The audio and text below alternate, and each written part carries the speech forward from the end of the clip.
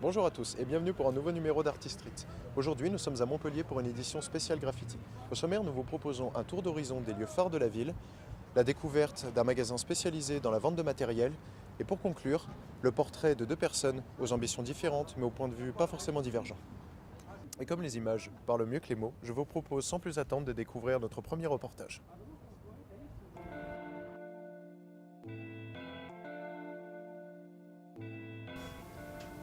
Montpellier, ville jeune et dynamique, réputée pour sa grande population étudiante, est aussi le carrefour d'un grand rassemblement artistique. En effet, le street art, et plus particulièrement le graffiti, subit une montée en puissance indéniable qui ne manquera pas d'attirer votre regard. Les lieux où s'exercent ces graffeurs foisonnent, allant jusqu'à dépasser certaines limites.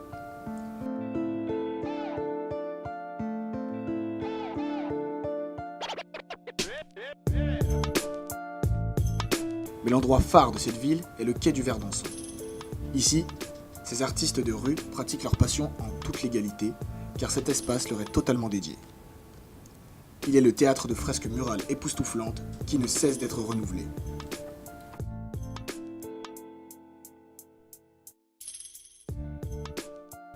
Une fois par an, ce lieu est témoin d'un événement à thème où une grande quantité de graffeurs viennent s'exprimer ensemble.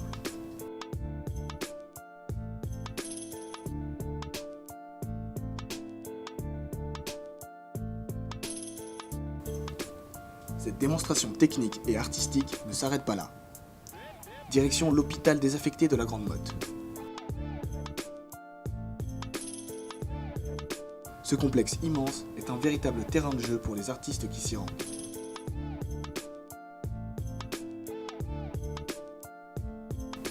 Chaque centimètre carré est recouvert de graffitis en tout genre et d'œuvres plus belles les unes que les autres.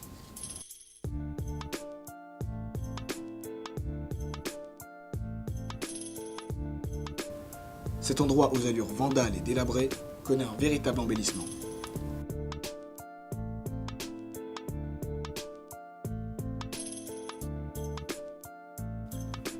Mêlées à la nature reprenant ses droits, les œuvres prennent une toute autre valeur. Cet espace établi sur de nombreux bâtiments et le cadre apaisant procure aux graffeurs une liberté artistique infinie. Mais ces graffitis n'investissent pas que les murs de la ville. Et oui, certains artistes innovent et s'expriment différemment. Ce tour d'horizon sur la ville de Montpellier atteste d'une forte présence du street art au niveau du graffiti et d'une envie des artistes à laisser leur empreinte en quête de reconnaissance. Vous l'aurez compris, le graffiti réussit véritablement à embellir la ville et fait partie du patrimoine à Montpellier. Nous avons maintenant rendez-vous avec Bachir au Street Shop, un magasin spécialisé dans la vente de matériel.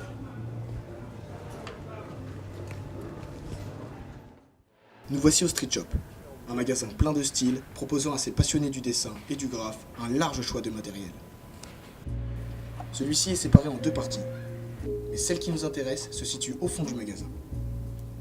Créé il y a maintenant 1 an et demi, il attire désormais une clientèle de tout âge, appréciant la qualité du matériel proposé à un prix raisonnable, mais aussi l'attitude très commerçante de ses vendeurs et vendeuses.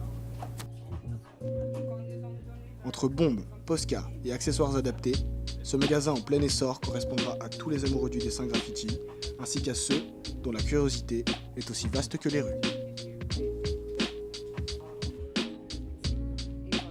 Une autre forme de graphe est en pleine expansion, le graphe sur toile.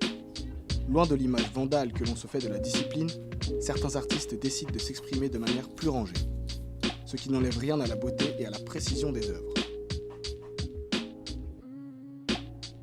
Bonjour, je m'appelle Mejo Bachir, je suis le gérant du magasin Street Shop sur Montpellier. Je gère la boutique depuis 1 an et demi.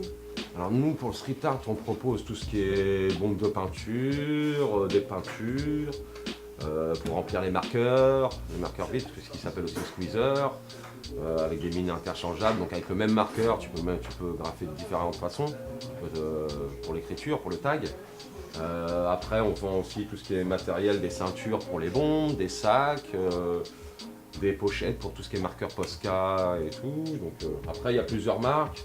Il y a Molotov, parce que nous, on ne fait pas d'exclusivité. Tu vois, à part dans la bombe de peinture, on est exclusif avec Loop.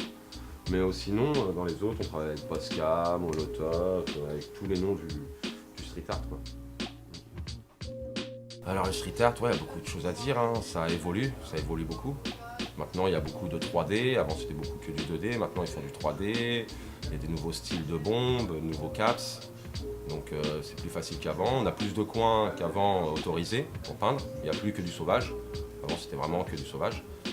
Et d'abord, il y a de plus en plus d'expositions de street art. Et ça va de 7 ans à 80 ans, hein. Il y a vraiment de tout, toute personne qui s'y ont mis. Alors en France, tu as ce qui s'est évolué, qui laisse maintenant, qui est même les keufs, j'ai vu beaucoup de réactions positives, c'est surtout dans le graphe 3D par terre sur le sol. Je ne sais pas si vous avez déjà vu, où ils te font des paysages, les gens ils mettent à côté, ils se mettent à côté, ils s'assoient d'une certaine manière et tu as l'impression qu'ils sont dans ce paysage-là, qu'ils sont incrustés dans le paysage. Et ça c'est vraiment super, ça tu peux pas dénigrer ce travail-là, quoi. Si certains artistes peuvent vivre pleinement leur passion, ce n'est pas sans inconvénient. En effet, la plupart d'entre eux, en particulier ceux qui pratiquent de façon illégale, s'exposent à des risques. Mais quels sont ces risques? Et qu'est-ce qui fait que malgré les sanctions, les artistes continuent à pratiquer de façon illégale? Et que ceux chargés de les punir ne sont toujours pas prêts à les considérer comme des artistes? Élément de réponse à travers un reportage exclusif en compagnie d'un représentant municipal, M. Lopez, et de Kenz, un graffeur local, pour Artist Street. Alors, je m'appelle Kenz, je fais du graphe depuis 15 ans et je fais du graphe à Montpellier, à Bordeaux, j'ai vécu 6 ans à Bordeaux. Bonjour, Lionel Lopez, donc adjoint, chargé de la jeunesse et du scolaire. Donc Huetard Corinne, conseillère municipale de la ville de Latte. Alors le graphe il est mal vu auprès de la population parce que je pense qu'il y a quand même pas mal d'excès, notamment sur le graffiti vandal, ce qui pose un problème aujourd'hui aux municipalités, à la justice, etc. C'est quand on touche à la propriété, c'est de faire du graffiti vandal, faire des tags, faire des graphes.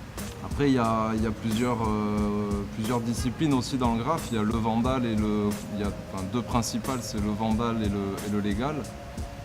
Le légal, ça va plutôt être pour les gars qui ont fait du vandal forcément, parce que c'est la base quand même de tout. Mais qui recherchent plus maintenant à travailler l'artistique, à travailler les couleurs, les jeux de couleurs, les styles, déformer les lettres, trouver des compositions colorées, faire des choses plus artistiques. Il y a deux manières de voir le graphe. Le graphe, comme l'indique son nom, c'est du lettrage. C'est-à-dire que le graffeur choisit 4 lettres qui lui semblent les plus percutantes et il va les apposer sur tous les supports qu'il va pouvoir rencontrer.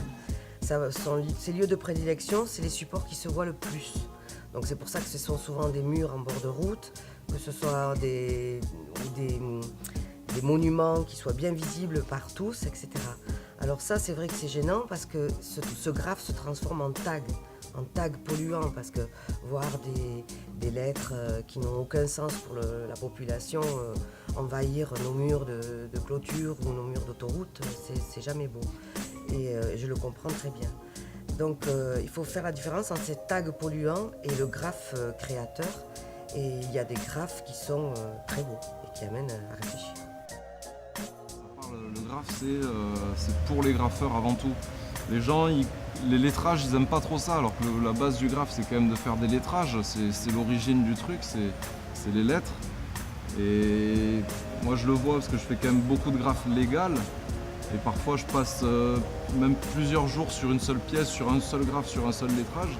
Et il suffit qu'à côté, je fasse un personnage pour illustrer la scène, faire un truc un peu travaillé en couleur et que je fais juste un perso à côté.